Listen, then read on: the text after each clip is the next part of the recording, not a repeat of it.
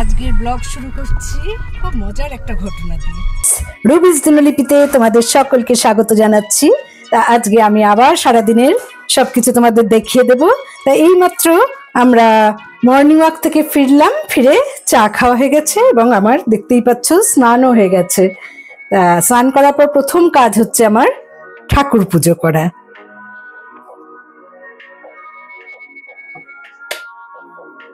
দেখো তোমরা পুজোর সময় দেখেইছো, সরস্বতী পুজোর সময় সবার প্রথমে আমি যেটা করি সেটা হচ্ছে সূর্য প্রণাম।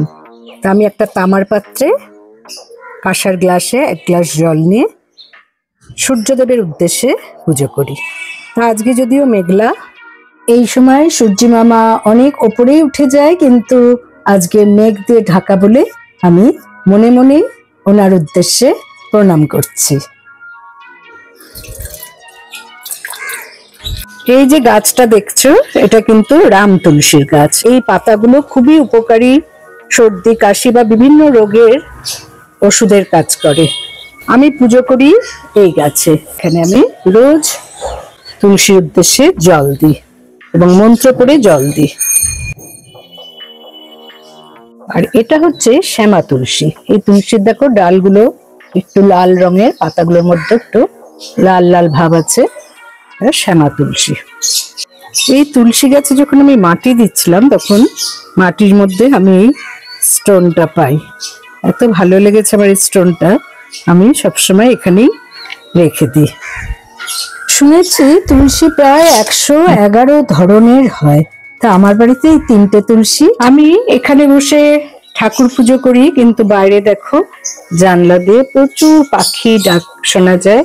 এখানে একটা বড় নিম গাছ, এই দেখো কত বড় নিম গাছ, আর পাখির ডাক, তার সাথে সাথে আমার পুজো।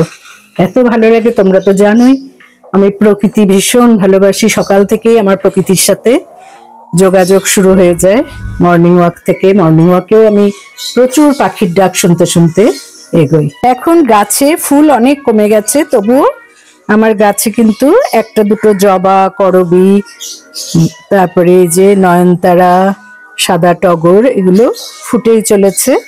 আমি এগুলো পুজোর কাজে ব্যবহার করব।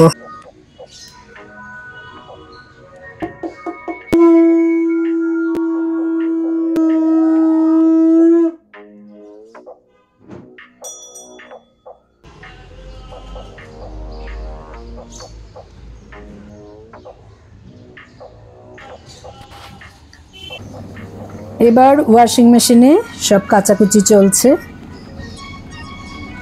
এখন বাজে 8টা 40। আমি সেই 7টার সময় স্নানে গেছি, তারপরে পুজো টুজো করে এই বেরোলাম। আমার কর্তা ওয়াশিং মেশিনে সমস্ত কাচা বসিয়ে দিয়েছে। এই কাচা প্রায় শেষ। ও একটু দোকানে গেছে কিছু জিনিস আনতে, তা ও এসেই ওগুলো মেলে দেবে ছাদে গিয়ে। তা আমি এখন ব্রেকফাস্টের জন্য রেডি হচ্ছি। ভাবছি আজকে একটু চিড়ের পোলাওয়ের মতো করব, কারণ ওরও পেটটা ঠিক নেই, আমারও নেই। তার জন্য আজকে একটু হালকা খাবার ব্রেকফাস্টে করব। আর রাইস কুকারে ভাত হচ্ছে। আমার ভাতগুলো একটু দেখতে লালচে, কারণ ব্রাউন রাইসের ভাত আমরা খাই। একটু আলু খোসা ছাড়িয়ে ছোট ছোট করে কেটে নিচ্ছি।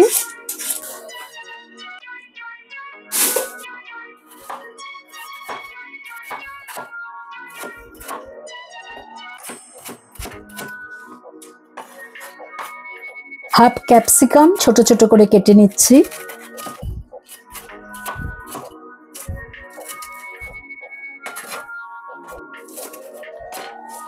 একটু ধনেপাতা কুচিয়ে নিচ্ছি। ঘরে আর সেরকম আজকে সবজি নেই, না হলে এখানে আমি আরো অনেক কিছু সবজি ব্যবহার করি। একটা কাঁচা লঙ্কাও কুচিয়ে নিচ্ছি। এভাবে ঘরে যা আছে তাই দিয়ে সুন্দর করে চিড়ের পোলাওটা বানানোর চেষ্টা করছি। আমি ছাদে একটু আসলাম, চিড়ের পোলাও রান্না করবো তবুও, কারণ কারি পাতা নেব, ফ্রেশ কারি পাতা। দেখো কারি পাতার গাছ, কারি পাতার ফুল এসেছে দেখো। এই কারি পাতা এখান থেকে একটু ছিঁড়ে নেব।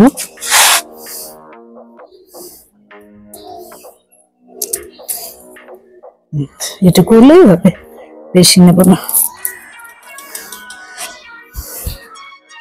ছাদে আসলেই যেন মনটা খুব ফ্রি হয়ে যায়, ফ্রেশ হয়ে যায়।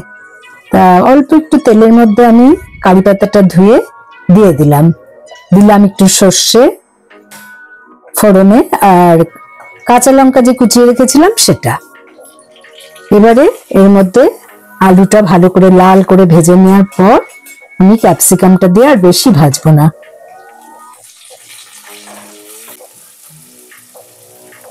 সুইট কর্ন ঘরে ছিল, সেটা একটু দিয়ে দিলাম, ভালোই লাগে সুইট কর্ন মুখে পড়লে। তোমরা কে কে সুইট কর্ন ভালোবাসো আমাকে একটু জানিও।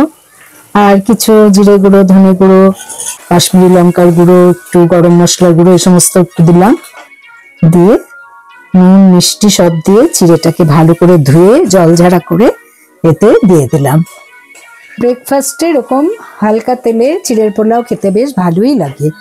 আজকে সকাল থেকে আমার মনটা খুব খুশি খুশি লাগছে। কেন বলো তো? কারণ অনলাইনে আমার হাজবেন্ড কালকের জন্য দুটো টিকিট কেটেছে, একটা মুভি দেখতে যাব। সেই মুভিটা খুব ভালো হয়েছে। আমাদের বাড়ির কাছে হলটায়, হার্ডলি গাড়িতে লাগে 15 থেকে 20 মিনিট। তা সেখানে সিনেমাটা দেখতে যাব। কালকে যাওয়া, আজকে আমরা নিরামিষ খাই, তাই কোনো পেঁয়াজ যে ব্যবহার করলাম না, সম্পূর্ণ নিরামিষ ভাবে চিড়ের পোলাও রান্না করছি। সামান্য ড্রাই ফ্রুটসও এতে অ্যাড করে দিয়েছি। হয়ে গেছে, দেখো কত সুন্দর দেখতে হয়েছে। এর মধ্যে একটু গোলমরিচের গুঁড়ো ছড়িয়ে দেবো, দারুণ লাগবে।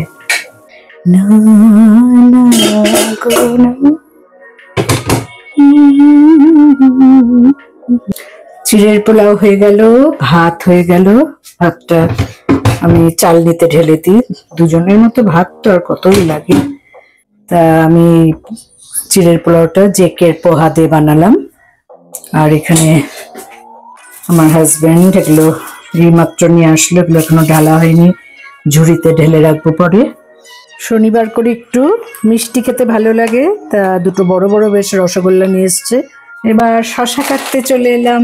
আমার তো জানোই সকালে ব্রেকফাস্টের সাথে একটু শশা না হলে ভালো লাগে না। সব কাজই ঝটপট করে করতে হয়, সকালের দিকে প্রচুর কাজ থাকে সকলেরই।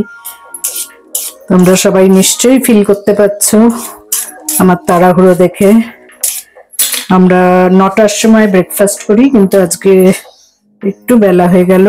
এতদিন বেশ ঠান্ডা ঠান্ডা ছিল বলে আমরা সকালে মর্নিং ওয়াকে যাওয়ার আগেই চা বা কফি খেয়ে স্টার্ট করতাম, কিন্তু এখন একটু গরম পড়ে গেছে। তা আমার হাজবেন্ড বলছে যে এসে আমরা একটু রেলিশ করে চা খাবো, কারণ চাটা সত্যি কথাই তাড়াহুড়ো করে খাওয়া যায় না, গরম চা। তাই আজকে এসে চা খেয়েছি বলে কিন্তু একটু দেরি হয়ে গেল সবকিছুই। অনেক সময় ধরে চা খেলাম, গল্প করলাম। দেখো স্যালাড, সতেজ শশার স্যালাড। আজকে আর পেঁয়াজ খাবো না, শুধু শশাই খাবো। এবার খাবারটা বেড়ে দিচ্ছি। এখানে রসগোল্লা নিলাম, চিড়ের পোলাও। অন্যদিন পাতে ডিম থাকে, আজকে রসগোল্লা, শনিবার বলে। কারণ শনিবারে আমরা একদমই আমিষ কিচ্ছু খাই না। জলখাবার খেয়ে নিই, তারপরে আরো অনেক রান্না বাকি আছে, পুজোর বাসন মাজা বাকি আছে, এগুলো সব করবো। আগে খেয়ে নিই, ভীষণ খিদে পেয়েছে। ব্রেকফাস্ট হয়ে গেল, এবার আমি ঠাকুরের বাসনগুলো মেজে নিচ্ছি।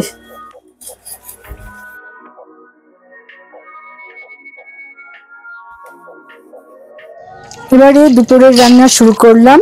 প্রথমে আমি একটু উচ্ছে আলু আর তার সাথে একটু কাঁচকলা সেদ্ধ দিয়ে দিলাম। আর এই ঝিঙাগুলো কেটে নেব, পোস্ত বেটে নেব আমার এই ছোট্ট কন্টেনারে। এটা পোস্ত বাটারই কন্টেনার, আমি অর্ডার দিয়ে বানিয়েছি। দুটো কাঁচা লঙ্কা দিয়ে আমি পোস্তটা ভালো করে বেটে নিচ্ছি। এই রান্না করতে করতে কিন্তু আমি আমার বন্ধুদের সবার ব্লগ দেখে নিই। আমার আলু ঝিঙা কাটা হয়ে গেছে, এবার ঝিঙা পোস্ত বানাবো। তোমরা খেয়াল করে দেখতেই পাচ্ছ যে আমি আমার আরেকটা মোবাইলে সবার এই ব্লগগুলো দেখে থাকি। আমি এখন ঝিঙা পোস্ত রান্না করব। আর আমি রান্না করতে করতে কিন্তু সবার ব্লগ যাদের নোটিফিকেশন আসে তাদের একটা করে ছেড়ে রাখি, আমি দুটো মোবাইল ইউজ করি, একটাতে আমার সমস্ত কাজকর্ম রান্না বাড়ির ভিডিও করি, আর একটাতে আমি সবার যাদের যাদের নোটিফিকেশন প্রথম দিকেই পেয়ে যাই সকালে তাদেরটা দেখতে শুরু করি। সারাদিনে কটা পারি আমি জানি না, কোনোদিনও বেশি পারি, কোনোদিনও নিজে এত ব্যস্ত থাকি যে হয়তো কম দেখি, কিন্তু দেখি। দেখলে আমি সবসময় লাইক দিয়ে পুরোটা দেখে তারপরে রাখি। আমার ঝিঙা পোস্ত কমপ্লিট। এবার আমি ঝিঙা পোস্তটা ঢেলে নেব। আমার কিন্তু এক হাতে খুন্তি নাড়ছি আর এক হাতে দেখার ইচ্ছে থাকলে বন্ধুরা এভাবেই সবারটা দেখা যায়, কারণ আমাদের সময় নেই যে বসে বসে সবার ব্লগ দেখব। বন্ধুরা এতক্ষণ ধরে আমার রান্নাবাড়ি শেষ হলো। তোমাদের তো শুধু ঝিঙা পোস্ত দেখালাম, আমি এছাড়াও করেছি পেঁপের ডালনা আর উচ্ছে আলু আর কাঁচকলা সেদ্ধ। এখন একটু রেস্ট নেব। 12:30 প্রায় বাজতে চলেছে। আমার হাজবেন্ড আর আমি 12:30টায় লাঞ্চ করে নিই।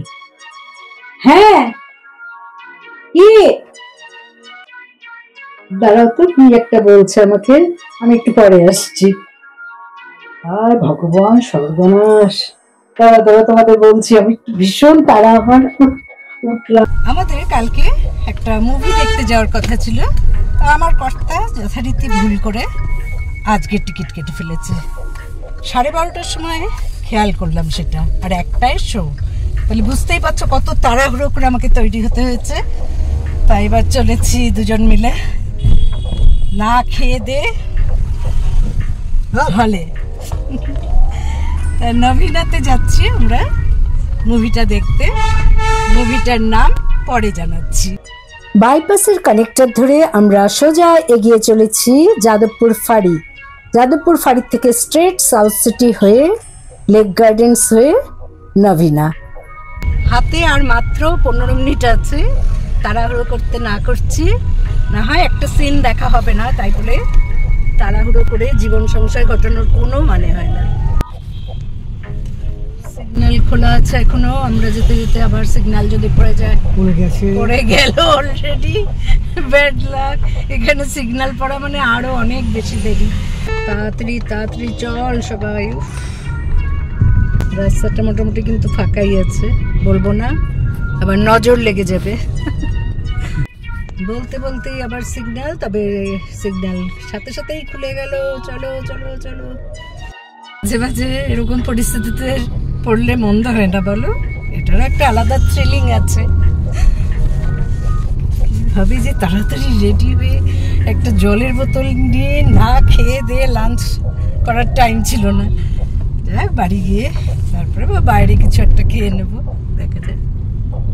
তবে 20, 18, 17, 16, 15 স্টার্ট স্টার্ট স্টার্ট স্টার্ট বললি স্টার্ট। পাশে বিশাল এক লরি। আরে বাবা আগে ওকে ছাড়ো। সাউথ সিটির পাশ দিয়ে যাচ্ছি। দেখো সাউথ সিটির সাথে তোমরা খুবই পরিচিত, কারণ আমাদের প্রায় সাউথ সিটিতে আসা হয়। মোটামুটি আমরা পৌঁছে গেছি। এই যে সামনে একটা গাছ দেখতে পাচ্ছ, গাছের পাশ দিয়ে বাঁ দিকে পার্কিং লট। আর এখন শেষের দিকে, সিনেমাটাতে মনে হয় না খুব একটা ভিড় আছে। আমি এখানে নেমে পড়ি, তাই না? আজকের মুভিটার নাম পরে বলবো বলেছিলাম, তা এখন দেখো ছাওয়া। তা এই হলে আমি আগে ঢোকার চেষ্টা করলাম ঠিকই, কিন্তু আমার ওর মোবাইলটা নিতে ভুল হয়ে গেছে। ওর মোবাইলেই ও টিকিটটা কেটেছে, সেই জন্য আমি একটু ওয়েট করছি ওর জন্য। এই হলে ও আর আমি মাঝে মাঝেই সিনেমা দেখতে আসি, কারণ এখানে পার্কিং করার সুবিধা আছে, তাছাড়া টিকিটের দামও অনেক কম। এখানেই আমরা বেশিরভাগ সময় আসি। হলটা কিন্তু এমনি খুবই ভালো। যথারীতি হল অন্ধকার হয়ে গেছে, সিনেমাও শুরু হয়ে গেছে। যাই হোক, বেশিক্ষণ শুরু হয়েছে বলে মনে হচ্ছে না। এখন মুভি হাফ হয়েছে। যাব একটা চিপস কিনলাম, খেতে পারবো না কারণ এর মধ্যে পেঁয়াজ আছে। এই সিনেমা দেখে আমরা বেরোচ্ছি পার্কিং লট থেকে। এবার বাড়ির দিকে রওনা দিলাম। পেটও ভীষণ চুই চুই করছে খাওয়ার জন্য। তা বাড়িতে গিয়েই খাবো। এইমাত্র বন্ধুরা বাড়ি ফিরে গপাগপ ভাত খেয়ে ফ্রেশ হয়ে তোমাদের বলছি যে আজকে আমি এখানেই শেষ করছি আমার ব্লগ। তোমরা অবশ্যই আমার ব্লগে ভালো লাগলে লাইক করবে, কমেন্ট করবে, শেয়ার করবে। নতুন বন্ধুরা সাবস্ক্রাইব করবে এবং পাশের বেল বোতামে অবশ্যই ক্লিক করতে ভুলবে না, তাতে যখনই কোনো নতুন দিনের আরেকটা শেয়ার করব তার নোটিফিকেশন সহজেই তোমরা পেয়ে যাবে। ভালো থেকো, সুস্থ থেকো। প্রত্যেকে একটা লাইক করতে ভুলো না, কিন্তু লাইক একেবারেই আসে না। শেষ করছি, বাই।